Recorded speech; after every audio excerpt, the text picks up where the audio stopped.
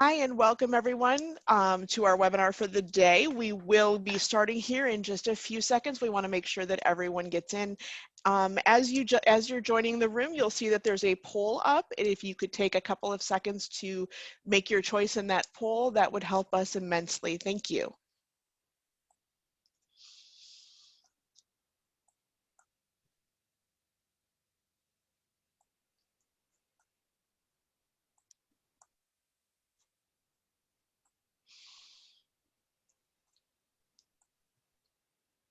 All right, we're going to get started here. Again, there is a poll for you. There'll be another one as well once we close this one off. Just take a few minutes to take that poll for us. My name is Erica. I'm with LDA National, and I'm going to be your tech support for the day. All of our attendees are on mute. That lets us focus on our presenter. If you have any technical issues or any questions at all that of a technical nature, please feel free to chat to me and I will be happy to help you.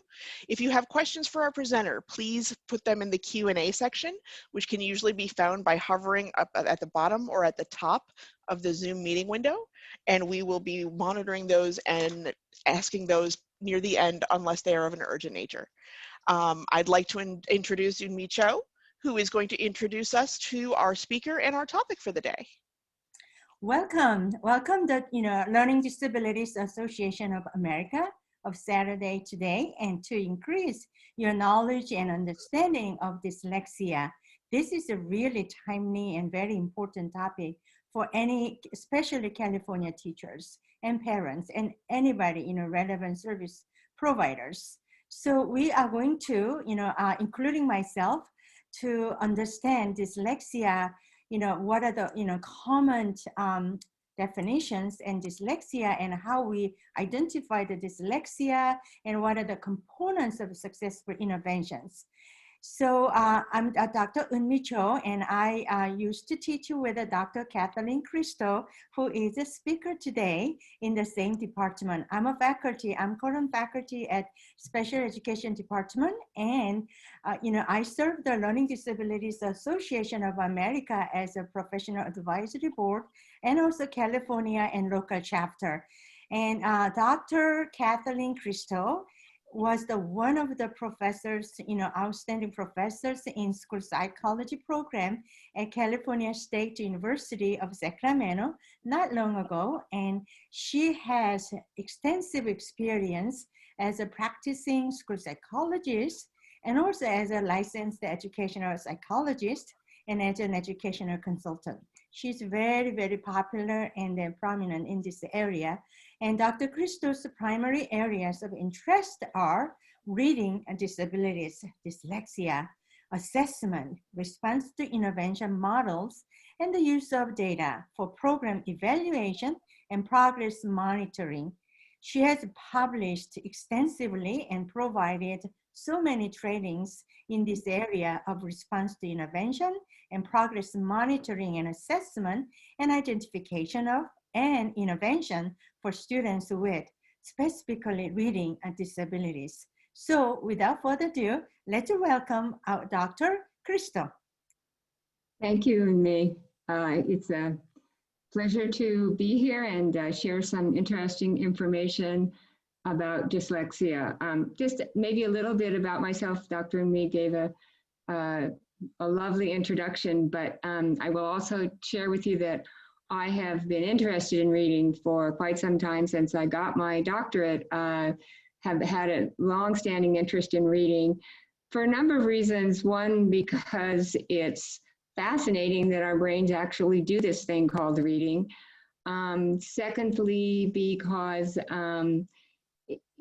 it is a great way to learn about how the brain works. And finally, and most importantly, because having difficulties in learning to read is extremely problematic for children in schools and causes them lifelong difficulties in multiple areas if they don't get some support. I'm going to now try to go to sharing my screen so we can pull this up. This will take a little bit here. Oh, great, that was pretty simple. I have done webinars before, but not any since everybody switched over to the Zoom platform. So this is my first one doing it with Zoom. So hopefully it will be a good experience for all of you. So let's go ahead and get started here. I'm hoping you all fill out the questionnaire that Erica put up at the beginning. I'll ask her in a couple minutes for some information about that. Okay, so the first thing actually I want to share with you is a project that is coming up by the Reading League, which is a group out of New York actually. And what they are going to do is have a book club for about 6 Saturdays starting the end of October. And it's going to be looking at the National Reading Panel document that was put out in 2000, and then aligning that with a recent edition of their journal that goes back to look at some of the the chapters that are in the Reading League and the topics they talked about. So if anybody is interested in joining this book club, you can go to Facebook and look for the Reading League Cafe, Coffee and Tea with the NRP. I think that's such a clever little title. Okay. So the first thing I'd like to chat with you about is current events. Just to give you a picture of where we are in terms of legislation, in terms of what's happening at that level. And I think that the important thing to also know about all of these is that they occurred because of parent and constituent advocacy. So the importance of parents in pushing legislation around this area. The first one was a Cassidy-Mikulski Senate resolution and that was in October 2016, talking about National Dyslexia Awareness Month. They have a definition of dyslexia as unexpected difficulty in reading. They stressed in this legislation something that I really like, the idea of early diagnosis is critical.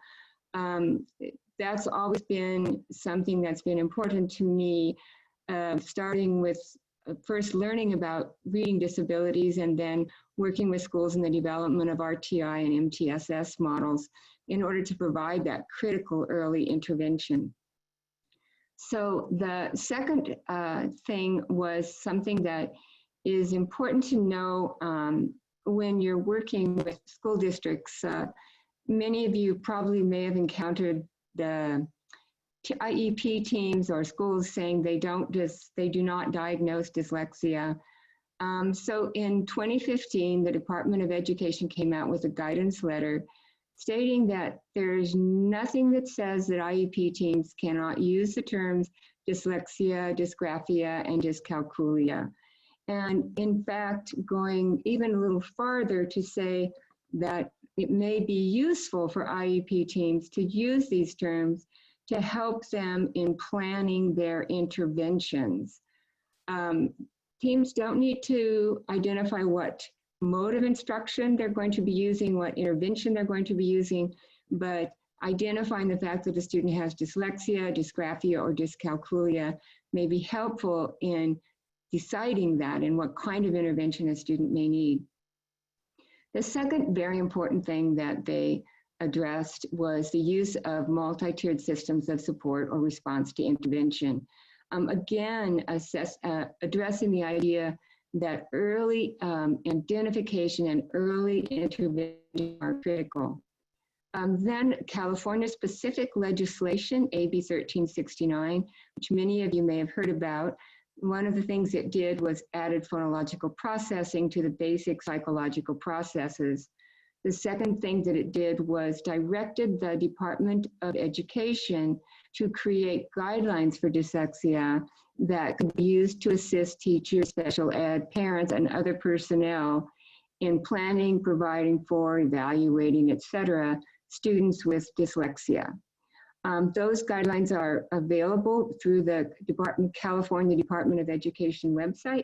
I urge anyone who doesn't have them to have them. They're quite useful. And the final thing that I put on here is a more recent attempt at legislation that failed. And I would have to say there's two organizations that I think were particularly important in helping halt this legislation. What this legislation would have done is eliminated the need for teachers to take the RECA exam, which is an exam of their understanding of basic reading, what's important in basic reading, and it would have sort of changed a bit of the requirements to assess their candidate teachers' levels of knowledge. And this bill failed largely because of the efforts of Decoding Dyslexia California and EdVoice. So kudos for them for all of their legislative efforts in that way. If you're not familiar with Decoding Dyslexia, they also have a Facebook page and a web page, and they're a very useful organization. So let me just talk about the CDE guidelines. The CDE guidelines, for those of you from California, which I think are probably the majority of you, are extremely useful for you to have. I think they're very well written. They provide, these are just the chapter headings that they have. So along with these chapter headings, they also have some FAQ sections. They have a glossary. They have legal citations and references. So they're a handy tool for everyone. They're, you know, there's a lot, they cover a lot of territories, so they don't go into any particular territories really in depth, but they give you resources if you want to go into depth in some more territories, some more of the topics that they cover. So I would urge any of you to take a look at the CDE guidelines. And I think maybe Erica, now would be a good time for you to share with us the results of the poll. Sure. As far as California residents, we're skewing pretty high. We have 92% California residents. Right. And as far as our other demographics, we're definitely teacher heavy at 61%, followed by teachers at 26. Wait, parents at 61, teachers at 26? No, teachers at 61, parents at 26. Okay, great, thank you. All right, Yep. Great. Well, that's very exciting to me to have this many teachers here. That's really lovely. Please put down your questions in the chat. The way I'm planning to do this is that I will sort of go over the PowerPoint for about an hour, and then we'll have time for questions after that. I've tried to put a lot of the information in the PowerPoint just because I think that way you will have it and you can refer back to some of that information. I will just tell you, as Unmi said, I'm retired from Sac State, which is actually, it's a lovely title. I'm called Emerita, which I think sounds so cool, or Emeritus. But, and I have done a lot of assessments. I've done consults. COVID kind of stopped my assessment trajectory doing my private evals about 10 months earlier than I had anticipated stopping it. And to be honest, I do miss it a bit. I miss the kids, as I'm sure teachers probably, even if you're doing this online instruction, I'm sure you miss the kids like I do. I miss doing workshops because I miss aha moments. And I would guess that for a lot of teachers, that reward you get from teaching and from having kids, I get it now, that's probably a lot harder to get through virtual learning. So I appreciate that struggle for you. Okay, so let's talk a little bit about definitions of dyslexia. So this definition of dyslexia is one of the most commonly accepted definitions. This definition was developed by IDA, the International Dyslexia Association, and the National Institute of Child Health and Human Development. And I'm just going to highlight sort of what are some of the key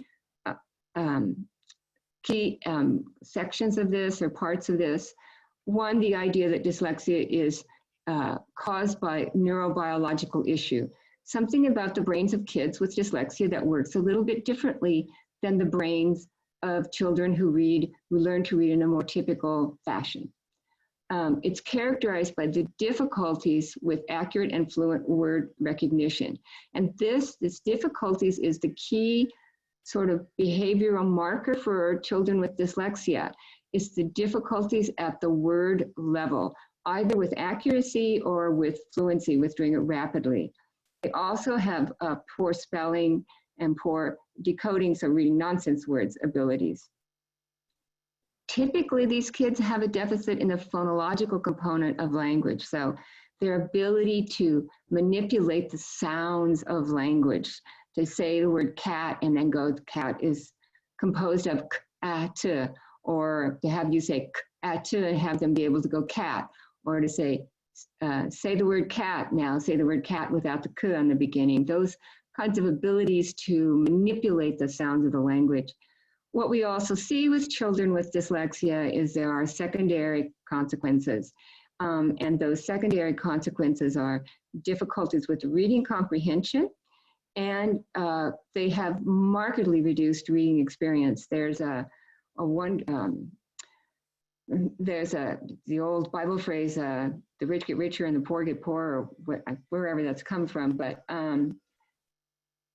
that's what happens to children who struggle with learning to read, is that they don't have the exposure to language, to background, to knowledge that children who are good readers have. They consume far fewer numbers of words, and that impedes vocabulary and it impedes background knowledge. So there's been some discussion about changing the definition of dyslexia, mostly in regard to two specific areas. One, in regards to the emphasis on phonological processing, because we know that some kids with dyslexia, they can do these phonological tasks okay. Now the question is, they maybe can do them okay, but can they do them rapidly? That is a question that isn't answered by this definition. And the second one being that, is there really almost any reason that we need to use the term dyslexia? Because children who have difficulty learning to read all need a specific type of instruction, whether we just call them struggling readers or whether we call them students with dyslexia. So in the end, the IDA decided to keep this definition, but those are still sort of things that need to be addressed. So some of you may hear the term definitions of dyslexia. You may hear the term language learning disability. Just briefly to explain that, because I think that tends to be confusing sometimes. When we talk about language, we talk about the fact that there are three levels to language, or three parts. There's knowing word meanings, semantics, knowing how to use them. There's sort of knowing how to put sentences together, knowing how to use language in a given manner, the pragmatics. And then there's also knowing the sound structure of language and that phonological part of language, that's the form of language, and that's where children with dyslexia can be seen to have a language learning disability. They don't have necessarily a disability in oral language, and in fact, if they have a disability in both oral language and this reading problem, then they are often called students who have a global or overall oral and written language disability. Children with just an impairment in language understanding, that's probably also going to impact their reading development, but it's not necessarily dyslexia. So this, again, this from CDE, a deficit in single word reading based on a weakness in the phonological aspects of language. So there's talk now about subtypes of dyslexia. So there are definitely two known subtypes of dyslexia. There's acquired, which you get because you have some sort of brain trauma, and then there's developmental, the kind that we're addressing, children who from the get-go don't learn to read. So acquired is people who learn to read, and then because of some particular brain trauma, they lose the ability to read. Developmental is the kids that we're talking about who come to school and struggle with learning to read in the first place. There has been a lot of information put out now about sort of the subtypes of dyslexia, kids who can decode words but don't learn to recognize real words, or kids who can learn to recognize real words but can't decode words. They're really, I really question this subtyping, and there's not a lot of support for it in the literature. So it's pretty weak in the literature. Most kids we see with developmental dyslexia have problems in both areas. They don't have problems in a specific area. And so my concern is that if we try to narrow this down to a specific area of surface or deep, we're going to miss what children really need, which is good overall intervention. So as I said, there's not a lot of research to support these subtypes. I would be leery of people subtyping dyslexia. There may, however, be subtypes of developmental dyslexia in terms of what causes it. Do kids have phonological deficits, or do they have naming speed deficits? So we'll talk a little bit more about those two later on. I also, another term that I don't have on here, but that seems to be one that's gaining some traction these days, is called stealth dyslexia. And I don't know why, but I don't particularly care for that term. I think the better way to talk about these kids, so stealth dyslexia is talking about the kids that may get to 6th grade or above, and all of a sudden reading their schoolwork becomes difficult for them, and they may have consistently poor spelling. So these are, I think, more appropriately labeled as compensated dyslexics. So kids for whom they have managed to compensate through good language skills to look like fairly average readers until they get to 6th grade, and then the amount of reading that is required becomes problematic for them because they're a little slower than normal, they're less accurate, they hit words they don't know. So those are all issues that occur, and I think compensated dyslexics is really a better term. They've compensated for this underlying dyslexia by good language skills. These are often the kids you see that, sometimes that are good readers and poor spellers. Okay.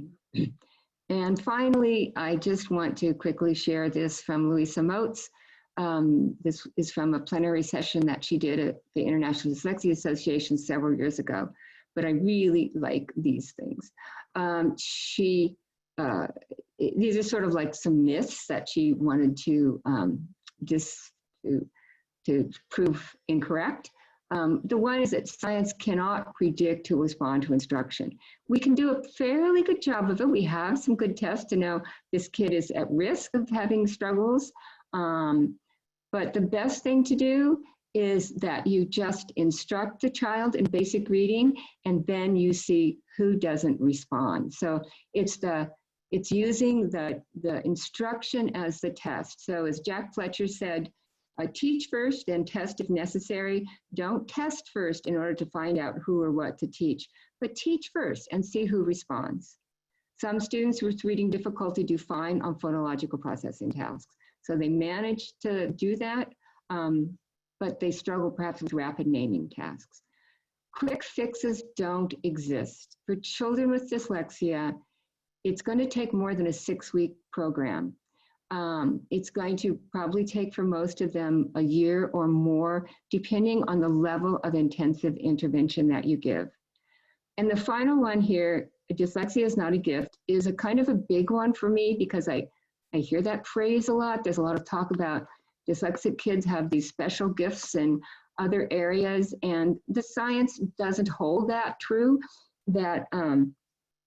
So I think that what I really like, for me, the reason that I think this bothers me is that telling somebody that something they really struggle with is a gift is kind of not acknowledging how hard it is for them.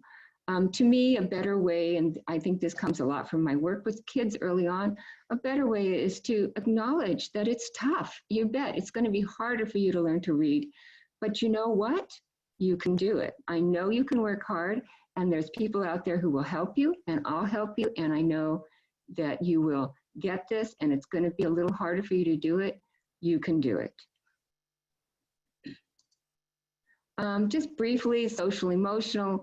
This side is the kinds of things that CD says can be problematic, can occur for children with reading problems, and over here, what you can do to help them. So focusing on positive relationships, resiliency. I think building resiliency in kids. When I was a psych in the schools, it wasn't the disability or the significance of the disability that concerned me about kids.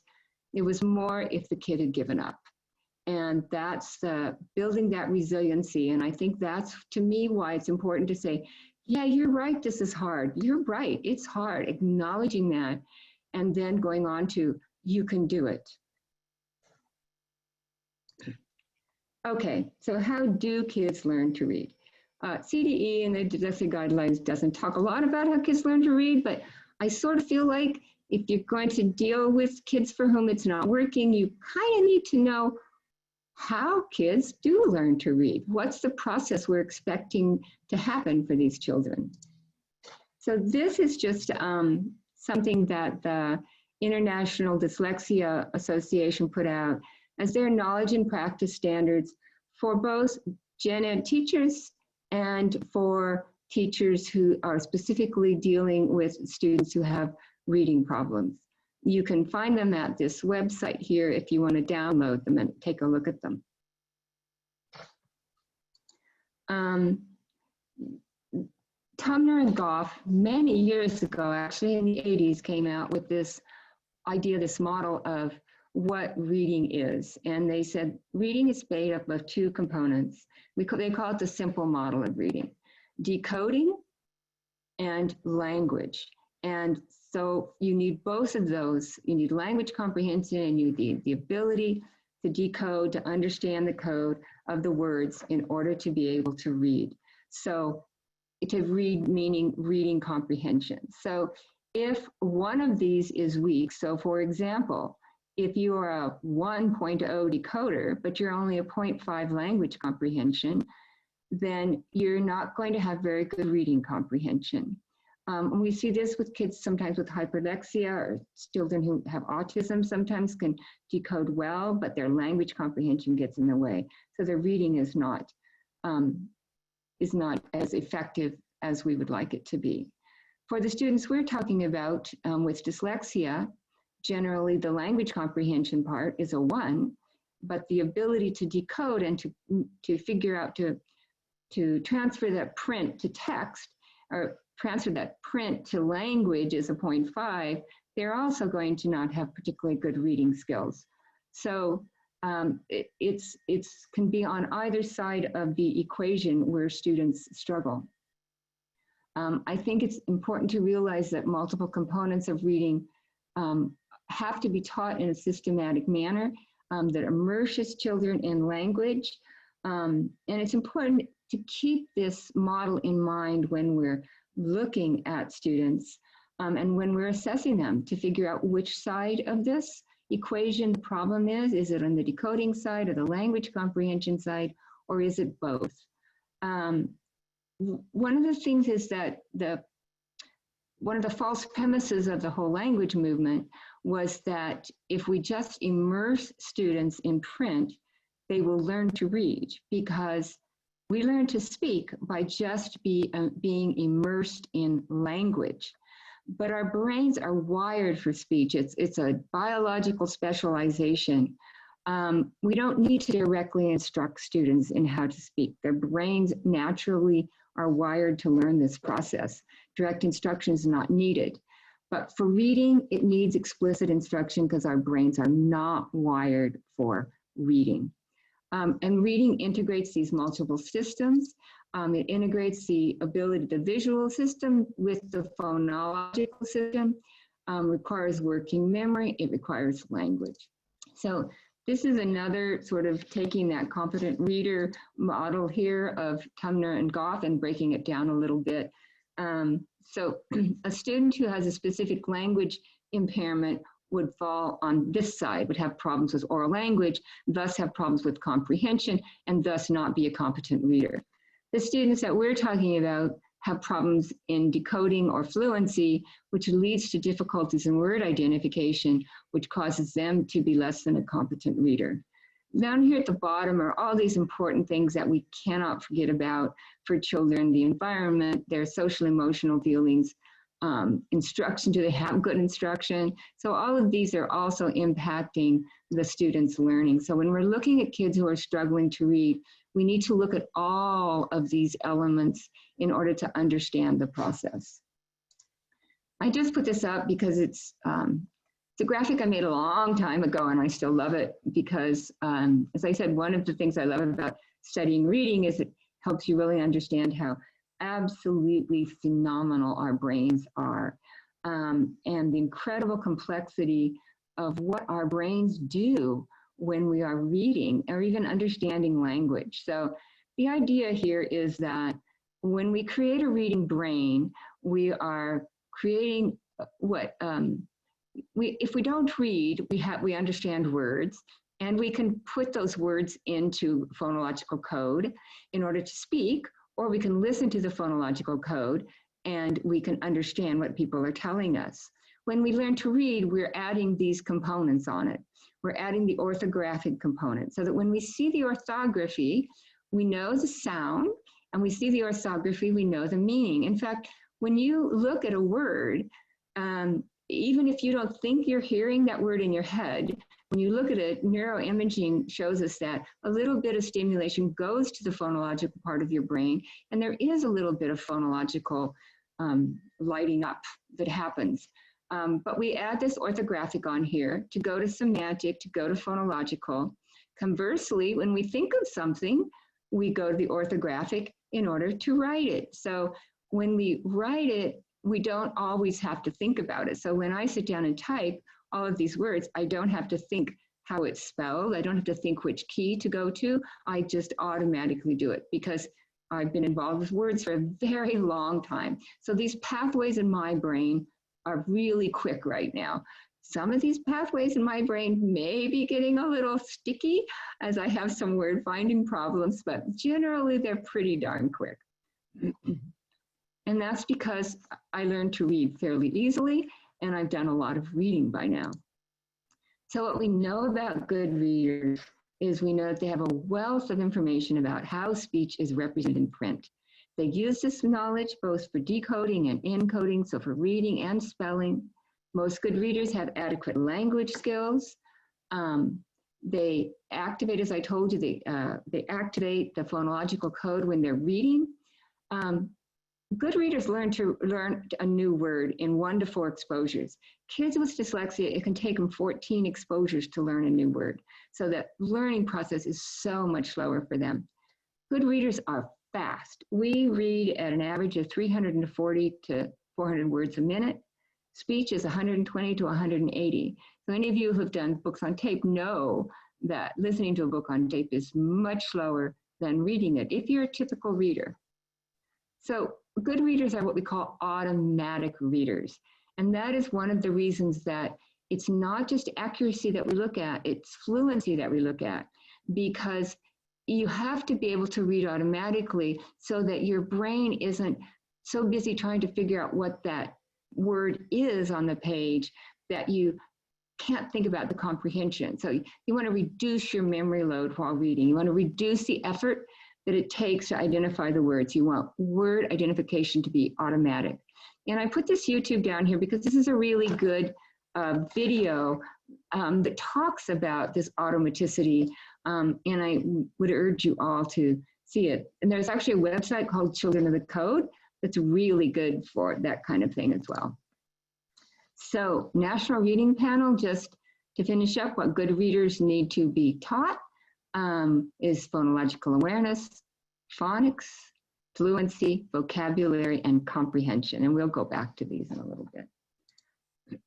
Okay. Okay, to see where I was in my schedule here.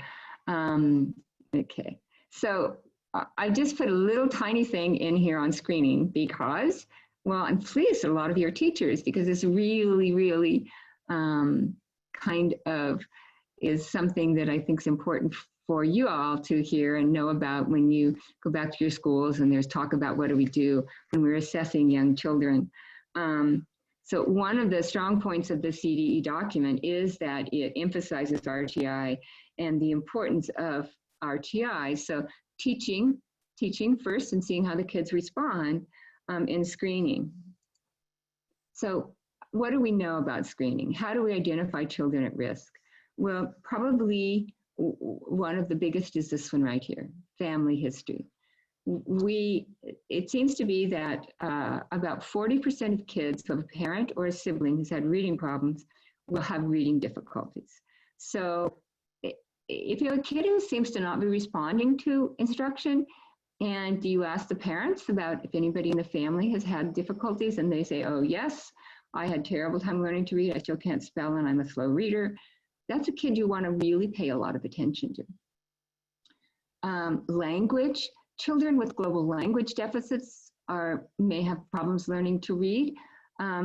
Either it may be dyslexia or it may be just that language issue is a problem for them. Speech deficits are a little bit different. If a child has speech difficulties and those are remediated, they don't tend to have any lasting impact on their reading development. But if they're not remediated, then they may be more likely to have a lasting impact. So these are very early children. Kindergarten, the typical kinds of screening batteries that are used for children entering kindergarten or at the beginnings of kindergarten are phonological awareness. Can a student separate a word into its sounds? Can they blend the sounds together when you give them? Vocabulary, you know, kids are not, the more vocabulary a child has, the likelier they are to be adequate or better readers.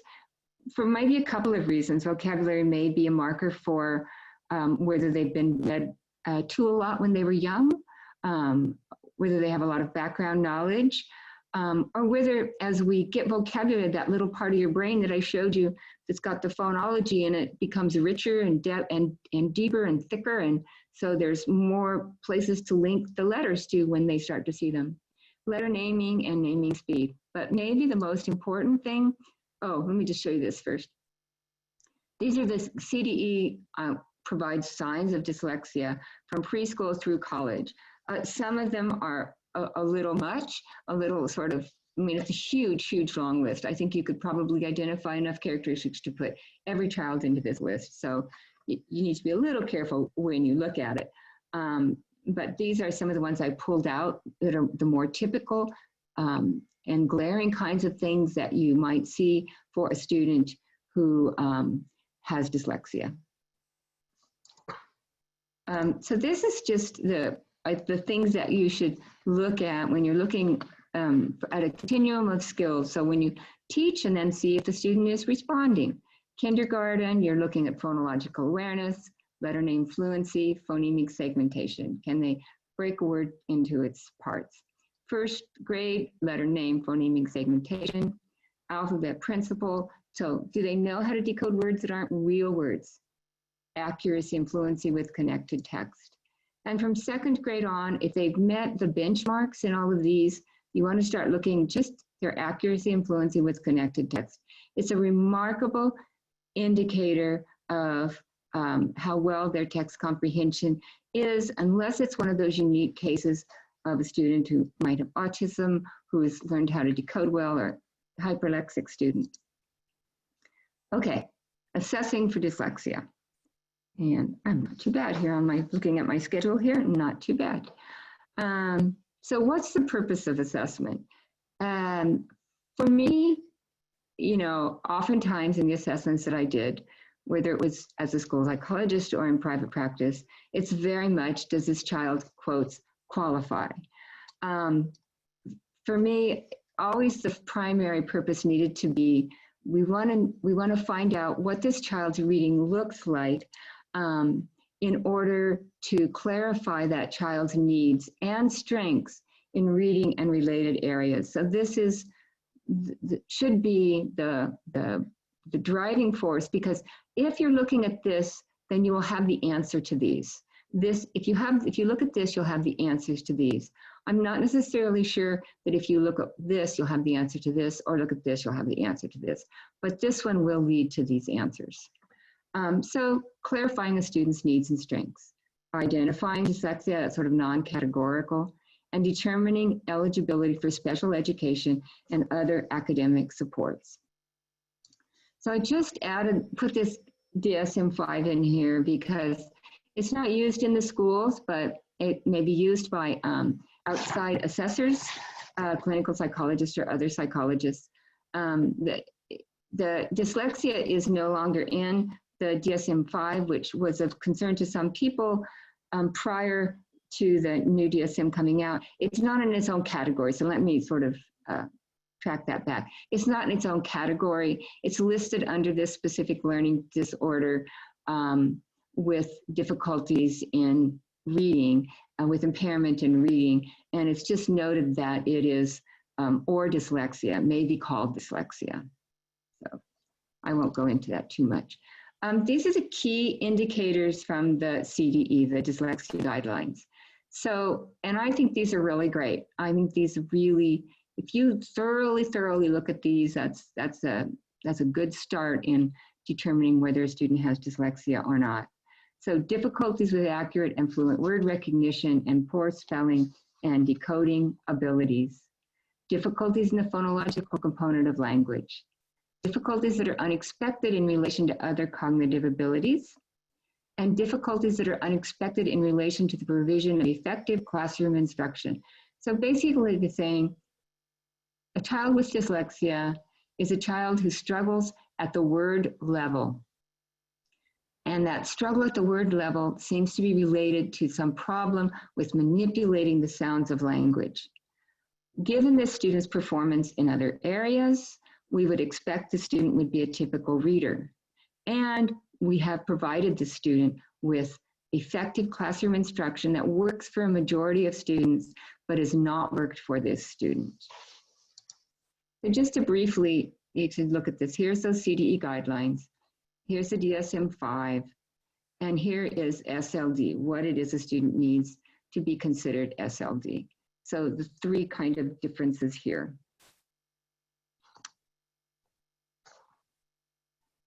I think what's important to stress, however, is that in the guidelines, it says identification of the individual with dyslexia does not require a discrepancy between reading and other cognitive abilities, such as IQ. Now, this might be required by a particular district for their eligibility for special ed, but it is not required to identify a student with dyslexia. And the second thing here is this idea of twice exceptional kids. So sometimes children you'll see whose language skills are extremely advanced and whose reading skills are average. And they might not be classified as poor readers, but they could also be identified as having dyslexia. So this twice exceptional students. So here's a comprehensive assessment. So CDE lists those sort of essential components, and then they say, then these additional components are things that you're doing an overall comprehensive assessment of the student. Here are some of the things that you need to look at for that student. So alphabet knowledge, do they know the alphabet? Grapheme phoneme association, can they decode? Their single word spelling of real and nonsense words. Do they understand text? What's their oral reading fluency like? What's their spelling like? What's their phonological awareness like? Can they manipulate sounds? Rapid naming. So the additional areas here, I'm going to talk a little bit more about some of those. The additional areas here in terms of syntax, morphology, orthography, relate more to their understanding of the structure of language, how language is put together, the morphology, do they understand the beginnings and ending kinds of things of words like dis or ed or those kinds of things. So let's look at reading skills. So basically these are the reading skills that we want to look at, and I think I break those down here. Yeah, okay, so we'll go to this. Okay, so the first thing you want to look at is that word level knowledge, because that's the sort of most prominent behavioral marker of kids with reading problems. So you need to ask yourself, does the student know? Does the student know the sound symbol correspondence? Do they know what sound the letters make? Can they go back and forth from that? And then secondly, can the student identify words automatically? So when you're assessing word level knowledge and abilities, you want to assess both accuracy. Can the student accurately read words? Is the student correct, like something like the Woodcock-Johnson or the WIAT, whatever you might be giving a student, a word reading list. Can the student read the words accurately? And then can the students do it quickly with automaticity? Kids with good language skills, they might do just fine on a test of word reading that is not timed because they have good language, they can guess at the word, they can finally figure it out, but they don't do it automatically. So that's going to really impact their reading, their understanding, their ability to read text and comprehend it. So spelling is also a good way to do it. Can they, what does their spelling look like? You know, is it phonetically correct but just wrong? Or is it not even phonetically correct? So the key in looking at a word level is assess it both timed and untimed. So then you also, going upwards from the word level, you want to look at what a student does with text. Fluency, is a student automatic? Does a student read with prosody and meaning? And again, is the student accurate and rate? Both of those, accuracy and rate. Then you need to look at comprehension. The student understand what they're reading. Just briefly, I will talk about this one, different types of tests, because many of the tests we give for comprehension, students can look back at the text, and that is not really what I would consider an appropriate test of comprehension. So I think a test where the student reads the text, you take it away, like the gray, you take it away, then you ask the student questions, is a better test of whether the student comprehends the text. The problem, of course, is that the kinds of reading we request students in schools or demand of students in schools is pages and pages. And what we test kids on is one paragraph or two paragraphs at most. So we don't really have I would say, a good way of looking at that. So then some of the other related areas, and these are processing areas that you need to be looking at for students who are suspected of having dyslexia. The phonological awareness, which we talked about. Naming speed, can the student quickly read off letters of the alphabet? Phonological memory, and that's can the student store and we call non-meaningful materials like nonsense words, numbers, different things like that. Students' oral language, does the student have adequate listening comprehension? This is, I think, one of the hallmarks of a student with dyslexia, that their listening comprehension is better than their reading comprehension. If you're testing reading comprehension in what I would consider an adequate manner. Because it's the text gets in the way for kids with dyslexia. Orthographic processing, that sort of that ability to store and retrieve letters. And then syntax, does the students know how to put words together? And morphological for older students, understanding word parts. So again, just going back to this because, and I won't go over this, you just have this slide here for you to look at. This is where the areas where you can find information to address these 4 key indicators of dyslexia. So these are just general ed areas, and then these are the specialized. So general ed, CDE says you can identify dyslexia in general education. So these are some of the things you might look at. If you're doing a special ed eval, you're going to do more standardized measures to look more closely at these areas. So what are, just briefly, some of the causes of dyslexia?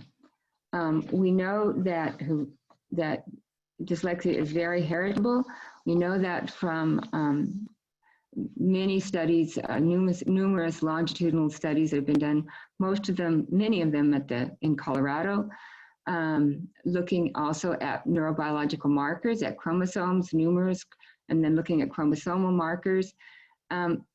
When you look at neuroimaging, you notice that children, you can see the differences in the way children with dyslexia process written text. They use different parts of their brains than do children who are, or adults who are adequate readers.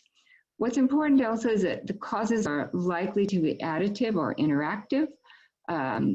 It might be that a child has is predisposed to having difficulties with phonological processing, but and then they go into an instructional environment where they aren't getting good explicit instruction.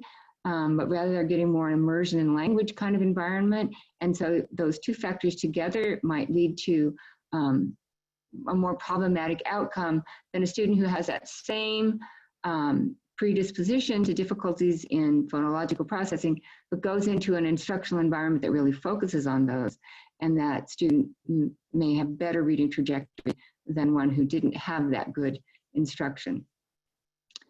Kids compensate. I think it is important that sometimes kids who have really strong language skills will compensate, and it's hard to know how much of that compensating you want kids to do. Sometimes it's really necessary, but you want to really focus on their getting the basic. Okay, so CDE says almost always the result of deficits in multiple processes. Finally, associated conditions.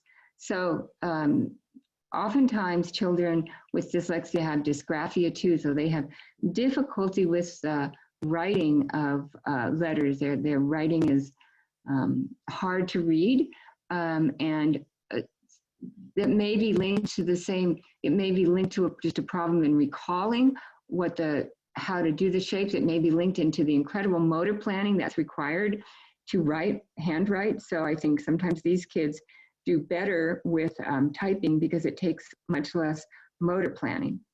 Reading fluency problems, almost always reading comprehension. Math, about 30 to 40% of children with reading disabilities will have math disorders, basic math disorders. So the same phonological issue that might be causing problems in reading also causes problems with just rote memorization of math facts. And then ADHD. So about 18% of children roughly with dyslexia have ADHD. So I think one of the things that's always been important for me in looking at kids who might be said to have ADHD is, do they have situational ADHD? So do they only have ADHD during reading instruction? And again, that's something that needs to be looked at in a thorough evaluation. Okay, so let's go on to looking at recommendations and interventions. So what are the critical characteristics of a successful instruction intervention? You know, and I might just add that, you know, most children, many children, are going to learn to read regardless of how you instruct them. But there's a large portion of children who need more direct instruction. And no child is going to suffer because of having a more explicit, direct type of instruction. So I think that that's sort of important to keep in mind. So this is just the idea that we have a continuum of service for kids with reading problems, right? So some children, some kids may have some lingering signs of dyslexia, but sort of be functioning okay in the general ed curriculum. So Joel was a child I knew in the 6th grade. He had some early struggles with reading, and he received really good services at school and at home. They were early and they were intense. He was still sort of a somewhat slower reader, but he was doing well in his classes. He was able to finish his tests, and some of his spelling was off, and he might have had a few difficulties with sounding out multisyllabic words, but he was doing well. So at that point, he didn't really need anything, but he needed close watch. We needed to make sure that we watched him so that we saw that if the academic load got more difficult for him, then we could intervene. Then you might have somebody like Sarah, who was a high school student who I followed over many years. But at this point, she was a sophomore. She was hardworking. She was very bright. Her teachers had been great about accommodating her along the way, and her parents had provided some outside resources. She still read slower than her peers, and her spelling was weak. So at this point, she didn't really want, you know, by the time a child's a sophomore in high school, it's also extremely important to involve them in what you decide they need. It wasn't that she really needed specialized instruction at that point, but she needed accommodations. So for Sarah, we wanted to also make sure that those accommodations were documented so that when she went on to college, there was strong documentation of the fact that she needed more time on tests. She needed some print-to-speech modifications and those kinds of things. So she needed the accommodations. Then there's kids like Maury, who was a 5th grader reading at a 2nd grade level. And Maury needed this. He needed the specialized instruction at that point and heavy doses of it because he was already in the 5th grade.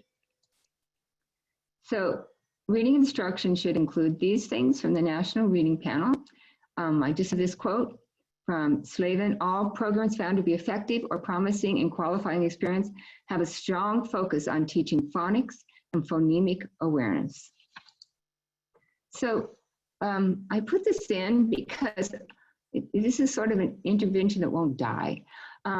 There's a lot of these optometrists who provide tracking training, and this is a really excellent statement from a joint statement on learning disabilities, dyslexia, and vision from all of these acronymish names here that I'm not going to bother to try and recall, but it's legit. So if you want to go to the website that's down at the bottom, you can get their statement that basically is saying that reading disabilities, there's no evidence to support the efficacy of eye exercises, behavioral vision therapy, or special tinted filters for improving reading. Most experts believe it's a language-based disorder. It's a problem with the phonology of language. It's not an eye problem. I think a lot of this came from the fact that children with reading problems, when they're reading and they come to a word they don't understand, their eyes flit all over the page looking for context in order to help identify that word. I used, when I did a lot of workshops, my thing was that I don't care if kids are using tinted filters, if that really helps a child to feel like reading the page is easier, that's not taking instructional time. But things like vision therapy take instructional time. And if there's no proven value of some of those things, then I would strongly urge that you question the use of them. Okay, let me get these up here. All right, there we go. So this is from the International Dyslexia Association. I'm going to go a few minutes over my 11 o'clock stop, not very, very much. So the ones on the left are what I would call just good instructional practice. So instruction for kids, in reading instruction for kids, particularly kids with dyslexia, needs to be systematic and cumulative. So you start with the simple stuff and you go on to the more difficult stuff. And the more difficult stuff relies on the simple stuff that you already learned. So you start with, simple like short vowels, consonants, hard consonants, and then you move on from there to putting those together, and you go back and you go back. Simultaneous and multisensory. So you will see simultaneous kind of meaning that you want to teach in all the learning pathways simultaneously or sequentially. So if you go back to that slide with all the little, you want to see it, say it, say it, see it. So you want to go both ways in your instruction. Multisensory is italicized because it's put forth in many documents and IDA and everywhere as being important. However, there's still no data to support this whole multisensory idea, but the CDE says it's difficult to think of any reading instruction that's not multisensory because you're seeing it and saying it, or saying it and writing it. So it's kind of like most of it's probably going to be multisensory anyways. Direct and explicit. So telling kids, don't expect that they're going to infer or understand. Tell them explicitly what you're teaching. Diagnostic, good teachers who know this isn't working with this kid. Okay, we need to go back and go over that.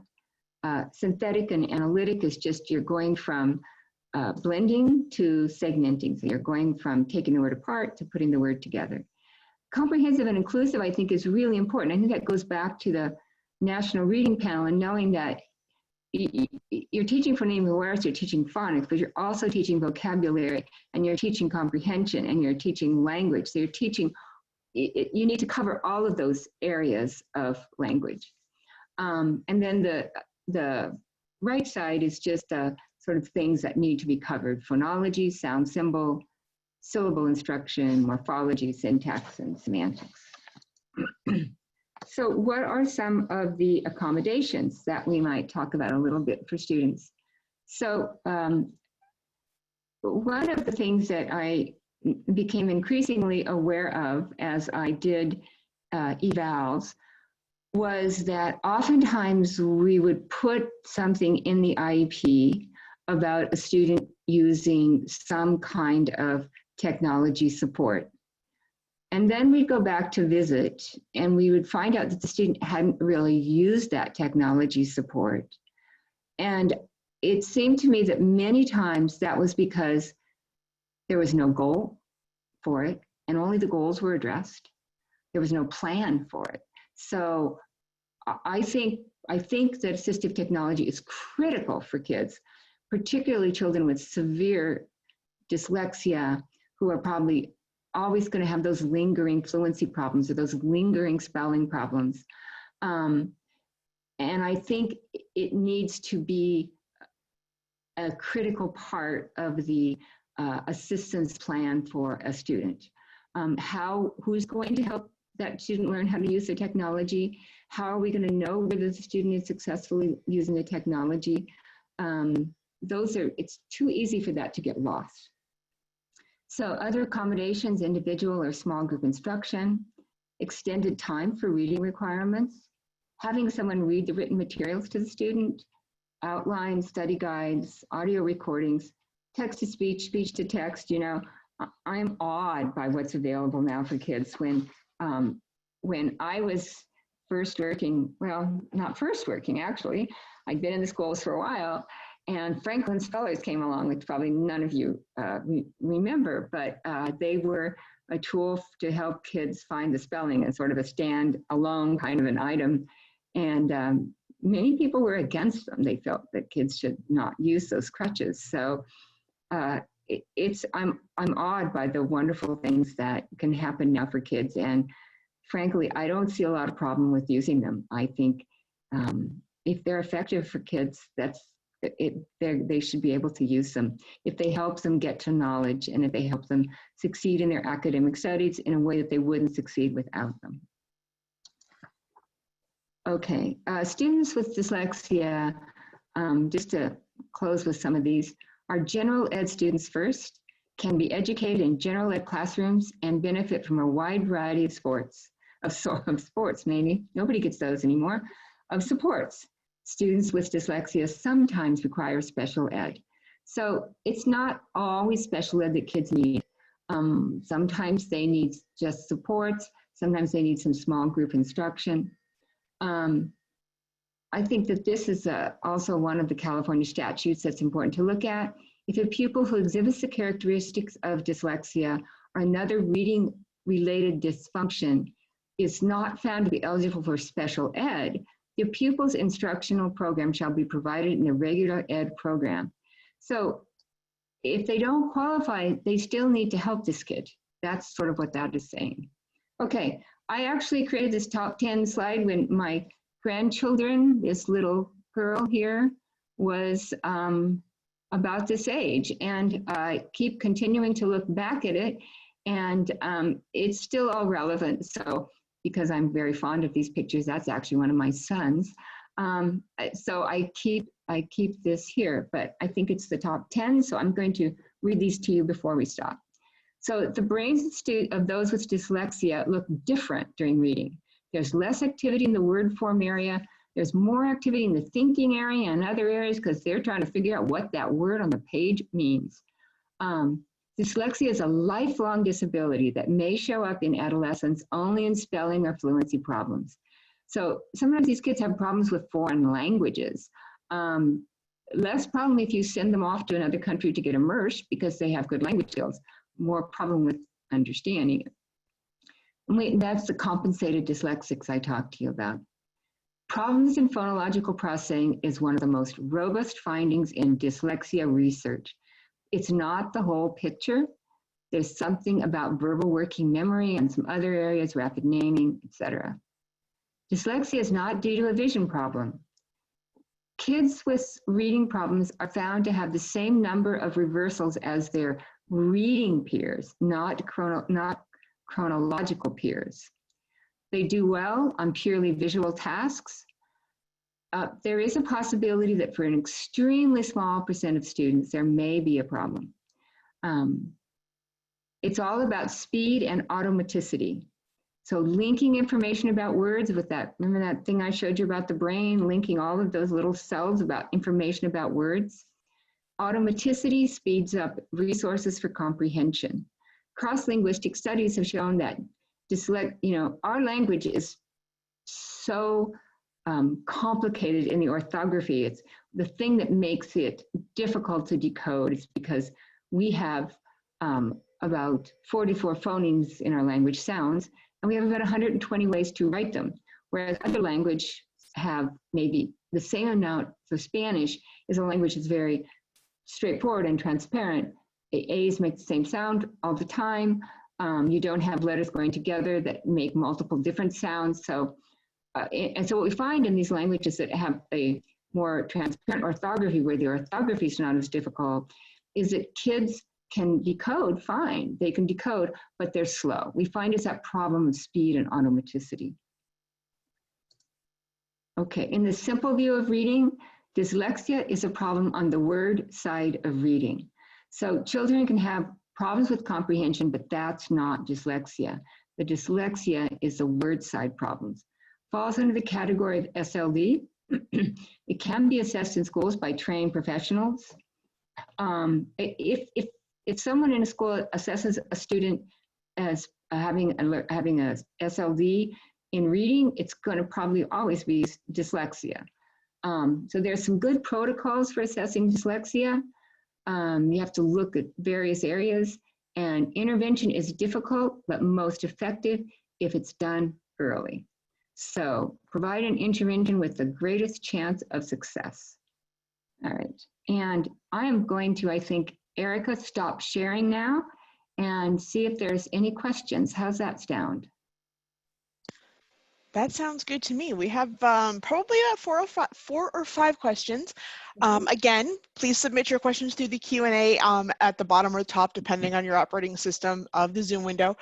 Alternatively, if you want to raise your hand and ask your question live, I can certainly handle those. What I do request is if you request to be unmuted, please make sure that you don't have your speakers on, because it can provide some ear-shattering feedback when you're unmuted. So the first question that we have is, I'm curious about the interplay of dyslexia and autism. Okay, that's a broad question. I guess I'm not too sure what's meant by the interplay. So like if you mean the co-occurrence of dyslexia and autism, I think that if you think about the simple model of reading, and you need to look at both sides of that model. And I think this is a case where if you're looking at the interplay for intervention purposes, then what you want to do is go back to that sort of mantra of what do our assessments tell us about what the child needs. So if the child is struggling at the decoding part of it, then you need to provide some decoding instruction. If the child is, as I've seen with children with autism, their decoding and their reading is fine, but their language is not, then you need to focus on the language part. So for example, I was involved with a young man who was a middle school student who had had a lot of language instruction, not focusing on vocabulary, more focusing on pragmatics. And then because he was struggling with reading, the reading part of his intervention was focusing still on phonics and on word identification and fluency.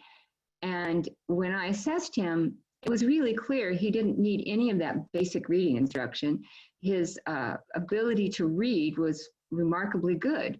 but he didn't understand what he read. His comprehension was weak.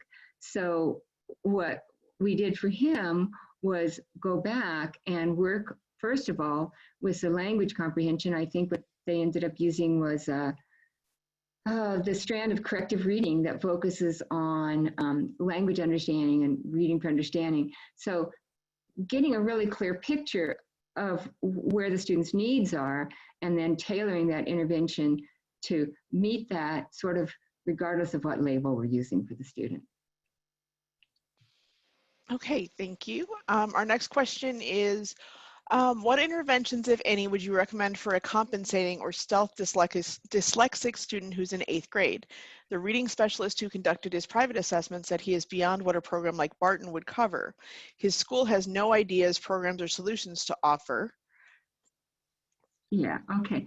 So this is a kid with some fluency issues, probably, and some spelling issues, correct? Who's, I think it depends a little bit on how significant those issues are for that student. So if he's sort of got all the basics that might be covered in something like Barton, then you might want to look more at a reading fluency type of a program. There's one called Great Leaps that goes up. You might want to look more at the fluency kind of a program if that's the primary issue for him. The other part of it is making sure he has the accommodations that he needs. So, you know, to improve his fluency, you want him to be reading texts that are within his level, his instructional level, that don't have too many words he doesn't know in them. So there's a publisher called High Noon Books that has some high interest books that have a lower level readability that he might be useful for him.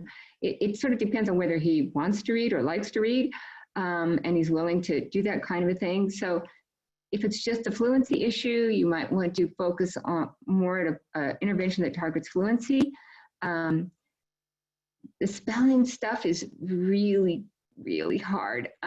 There's Marcia Henry's Words, I think, is a good one because she talks about morphology, and so kids really start to understand, they understand it from that viewpoint, and for older kids, that's really good.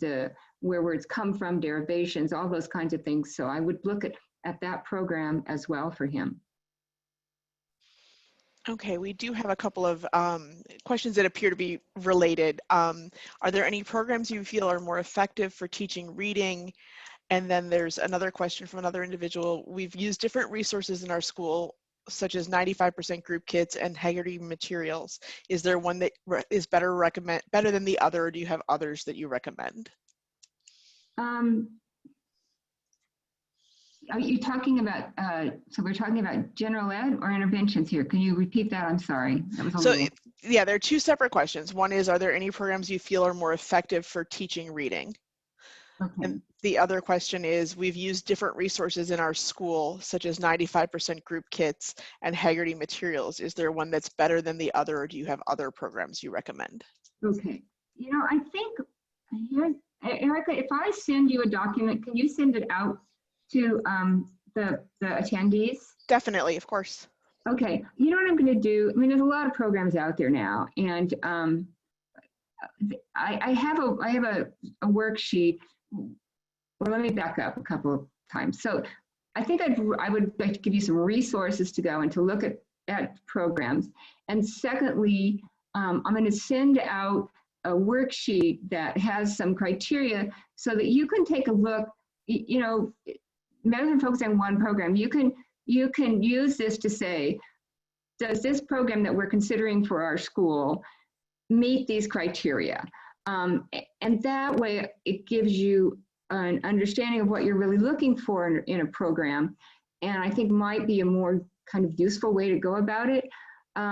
So I will send that off to Erica, who can send that all out to you. You can also look at the IDA website. They have a matrix that I think you can still access there that provides some programs and remarks on those programs, you know, whether they follow their guidelines.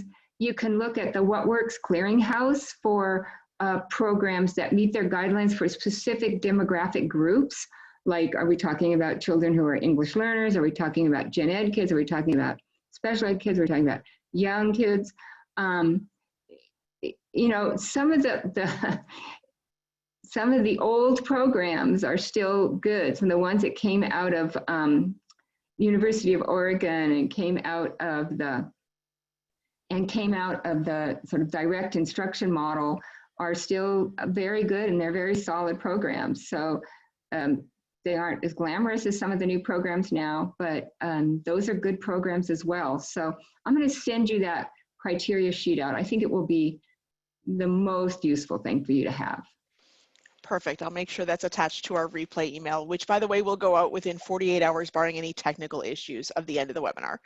Our next question is, and I'm going to get pronunciation of things wrong. Would you say that Diebel's 8 assessment is a good screener for dyslexia? Okay.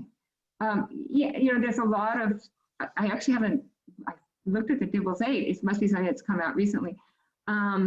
There's a lot of great screeners, and the Diebel's, you know, is based upon the early data out of University of Oregon, Kamea Uni, and some others who were the first ones to start looking at the fact that we need to look at what kids do, and we need to look at what kids do quickly and automatically. So for those not familiar with Diebel's, they're all 1 minute kinds of tests, and I think there's Diebel's, there's FastBridge, there's AimsWeb. There are a lot of programs out there now that provide that kind of information, provide that kind of quick screening of kids, like, can they read the letters quickly? Can they segment quickly? Can they identify the sounds? And, you know, many years ago when I first started working with schools to implement these kinds of programs, a lot of the pushback we got was, well, they're just word calling. You know, it's not really assessing their reading ability. It's just their word calling when you look at their fluency. And the data shows that there's a very high correlation between children's reading fluency and their comprehension. So I think the value of things like Diebel's is that, and Diebel's stands for Dynamic Indicators of Basic Early Literacy Skills. So I think the value of all of these, whether it's Diebel's, FastBridge, Easy CBM, AimsWeb, is that they provide assessments of these early skills that we know are important, like letter naming and decoding and text reading, that are important, and they are really easy. They're 1 minute assessments. They're quick to give. They have multiple forms, so you can give them repeatedly over time. You can give different forms at different stages. You can compare progress across different interventions, different instructional models. I'll just share with you, one of the more delightful cases I've been with. Uh-oh, my battery is running low. Hold on, I'm not plugged in. Was a student who I think I first looked at in maybe 5th grade, and he was a struggling reader and a little quirky kid, and he happened to have a really wonderful special ed teacher, and we decided, he was very discouraged because his progress was a bit low, and she was, you know, so we instituted a really good, we thought might be an effective program with him. And we started monitoring him with Diebel's, or yeah, I think it was Diebel's back then was Diebel's.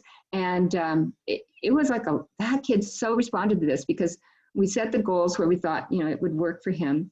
And he loved watching his graph go up. He would go home to his dad and show his dad how his graph went up. And those were all just, you know, it was really motivating for him. And I recently got his high school or college graduation announcement. So that was really fun for me. So I think that kind of monitoring can be informative to the teacher, and it can be rewarding and motivating to a child. Okay, if you have a student in 6th grade who is near average spelling and average reading comprehension, but low fluency skills, would you still consider dyslexia as a concern? That's a really, yeah, that's a good question. And I think that, you know, probably what would be interesting to me is look at that child's language skills. And is that child one of those twice exceptional kids? Although spelling is fairly good. It would depend on how his fluency was. If his fluency was pretty significantly low, yes, it can be that the only marker left for kids, particularly as they approach the upper grades, is fluency issues. Now, that child may not need, you know, specialized academic instruction, but the child might need some accommodations, depending upon how significant their reading issues are. So like the one young man I talked about in 6th grade was a little bit slower, but it wasn't to the point where he wasn't finishing tests. The reading assignments were overwhelming to him. You know, it wasn't at that point yet. So it was only, but we needed to monitor him. So a little bit of this 6th grade student would depend on what that kid's history was. You know, has he not showed any issues until now? Did he learn to read okay with general ed instruction and didn't need anything along the way? So maybe it's really the fact that he doesn't read very much. He would rather be doing something else, and he does minimal reading. So he hasn't had enough reading practice to get his fluency up, and maybe that's the issue. So you have to kind of look at the whole child, right? You have to look at the history of that child. The child that I talked about had a history of problems early on in intervention, so we knew that there was this dyslexia underlying things. Now, if the kid has come along absolutely fine, learned to read absolutely fine, pretty flat profile in all areas, just as a slow reader, my guess is probably it might be more just doesn't practice reading a lot. I mean, reading is like any other skill. The more you do it, the better you get at it. So it would depend on the entire picture for this student. Okay, so we do have a couple of different questions about the same topic, so I'm going to read one of them and hope it covers the 2 or 3 that we have. Is the material to teach English native speakers to read and write English effective for kids who are learning English as a second language? Is there specific materials to teach non-English native speakers to read and write in English? Okay, so I want to preface this by saying that is not my field of expertise. For English learners, it's a critical field here in California, particularly, and I'm struggling so hard now to remember the name of the person who's really an expert in this area. Unmi, if you can recall the name of the woman at University of Arizona who does a lot in this field, I would greatly appreciate your chiming in with that. So let me answer the first part of that question. If we're teaching kids to read in English, then the same instructional models would be appropriate. However, we need to add in the supports, realizing that the students, one, won't have the vocabulary that a typical learner has, two, won't have maybe the richness of their phonological processor that a student who has been exposed to English for a while. Now, it depends on their native language as well, right? I mean, if the phonology of their language is close to English or if the phonology is not. So there's a few of those, you have to take that into account. Generally, what I have seen just from what I've read is that, I mean, the same tenets of instruction are important, it's more like you keep the basic the same, but you have to add on to that for these children who are English learners. So I hope that answers that question. There's been, there's many programs that are touted for both English learners as well. There's the computerized one that they do that Read 180, they tout for English learners. I think the data on it's a little scarce, but they do talk about that. So let me think, trying to remember the name of If you remember the name, we can also include it in our replay, All so right, don't great. stress out about it a little bit there. So our next question is, it seems like dyslexia is a loaded term and easily tossed about by parents and teachers whenever a child's struggling to read. As a special education teacher, I've been hesitant to use that term when discussing disability areas. Should I be less cautious about using this term now when discussing reading deficits with parents? Well, I think that the guidelines, I mean, you're right, it's an incredibly loaded term. And I will tell you, at one point in my career as a practicing school psychologist, I did not use the term because it was like, it was a loaded term. You're right. We just said, let's talk about the kids. Let's talk about the kids reading. Let's figure out what we need to do to help the students reading. So I didn't really use that term just because of the loadedness of it. The guidance from the Department of Education at the federal level says use that term. So, and I think, you know, here's what I think. I think if you as a special education teacher or anybody else who is interacting with parents has a good understanding of that term, then I think it's really important for you to use it and to use it correctly and to help the community understand what dyslexia is and what dyslexia isn't. So I think that if you're comfortable with your understanding of dyslexia, I would encourage you to use that term as a way to educate the community. Okay, on to a little more specific question. In dealing with a second grader, how much should she be pushed to read things on her own, like the directions for a science project? Or should we allow these to be read to her and isolate reading to reading time? As another example, if we're working on her comprehension with Scholastic News, should these be read to her so she can answer the questions? I'm a parent, not a teacher. I'm trying to figure out how much to push her to read on her own when she just wants me to read to her because she's frustrated. Yeah, you know, that's a tough one. Nobody likes doing what is frustrating and what's hard for them. So, you know, maybe the teachers can chime in on the chat group here about some ideas, but, you know, my idea would always be, let's work out some way to do this. You know, I'll read the sentence and then you read it again, or we'll read it choral reading together and you follow my finger and we'll read together. Or I'll read one sentence or one line and you read one line, or some way. I think just pushing her, you know, it's difficult where the parent, it's difficult where a parent has to be teacher. And my God, all the parents are experiencing that now. I know from my own grandchildren, but, you know, you want to preserve the parental relationship. And sometimes you need to let the teaching occur at the school instead of at home. So you want to kind of preserve that relationship. But you also want to figure out ways to make it doable for you to give her that little extra practice and support she needs. So that's why things like engaging her in, how can we do this together? And having some, like, you know, fun treat. I'm all in when it comes to rewarding kids for doing things that are hard. I mean, all of us like to get rewarded when we do something hard. So some fun thing that you do after you do that, or doing it together, as I say, you could do that kind of choral reading. Yeah, so, okay. Somebody said Alva Ortiz in Texas. She is one. She's a very good one. That's a good resource. Not the one I was thinking of right now, but that's a good one, yeah. Okay, we have another question. What do you think the best practice is for screening early learners so that compensating readers are not missed?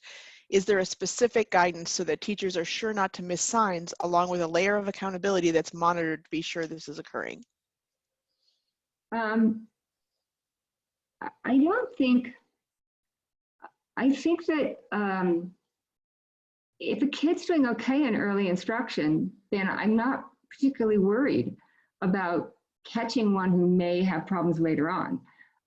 They're doing what they need to do at those levels and those ages.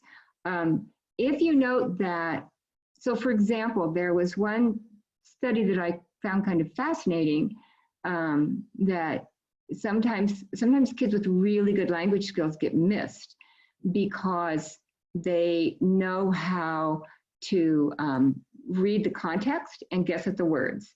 So for example, they have really good memories. One kid that I knew who turned out to have extraordinary difficulties learning to read once it came to reading in first and second grade, was the top speller in the class in kindergarten because he had a really good memory. So you would miss that child in kindergarten, but you would certainly catch that child once first grade came along. So I think if the child is progressing, and if you're using things like the dibbles kinds of things to monitor whether that child is getting the basics, you're not going to miss a kid. Remember, the important thing is, are they profiting from the instruction? Are they progressing in a way that we expect them to go? So you might not see, the child, if they're progressing along okay, then I don't know that you need to do anything particular for them, just watch them. Okay, we have one more question. Could you name some research-based curriculum or programs that students with dyslexia have had success with? Have you seen them used in California school districts? And I think that goes back to the list of resources that you're going to provide, but I just wanted to make sure we asked the questions. Okay, so they're using a lot of different programs across the state right now. Sunday is one of the sort of hot new ones out there. So the old ones that have been successful are things like corrective reading, reading mastery. There's, a lot of people like Barton, which is used outside, and probably one of the programs that has the most, has a very strong record that many special ed teachers are trained in is LIFS, the Lindenwood Bell program, that has some pretty good data behind it. There's one called Phonographics that I actually love. I mean, I'm just sort of like thinking of, there's quite a few programs out there. Phonographics is one that's got some pretty good data behind it, actually. There's another one, a very silly one for young kids called Read, Write, Type that is effective. There's, for the older kids, there's Jane Fell Green's program.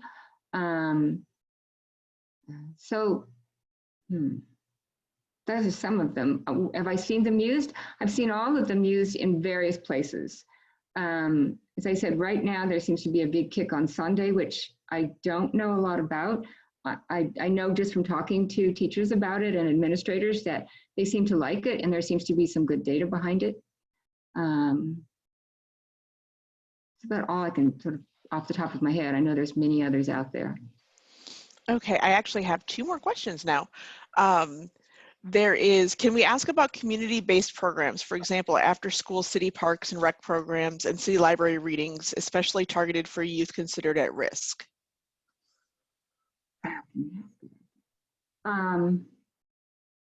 Well, yeah, you can ask about them.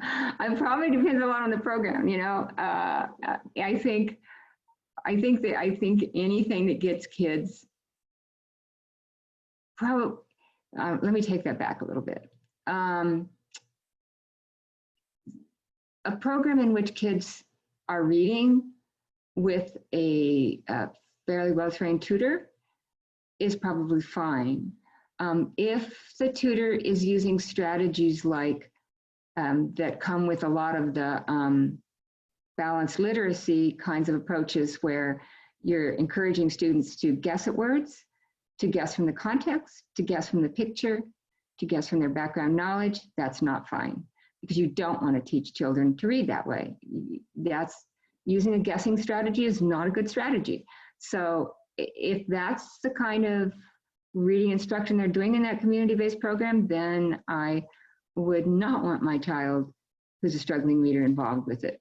If they're using something more where you're doing some reading together and you're interacting with books and you're working on reading books that are within the child's level, then I think it's just more practice, and it's practice maybe with a different person, and that may be useful.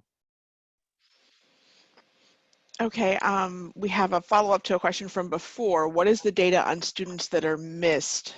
I think that goes back to our question on compensating students. You may, well, the data. I don't know if that data means how many or if that data means what happens with them. So, and I don't really actually know how to answer that question. I don't really have a good handle on that. Okay. So, and someone's asking for a link to part of your presentation, which we're going to get to them, but I think that we have gotten to all the questions. All right, well, thanks everyone.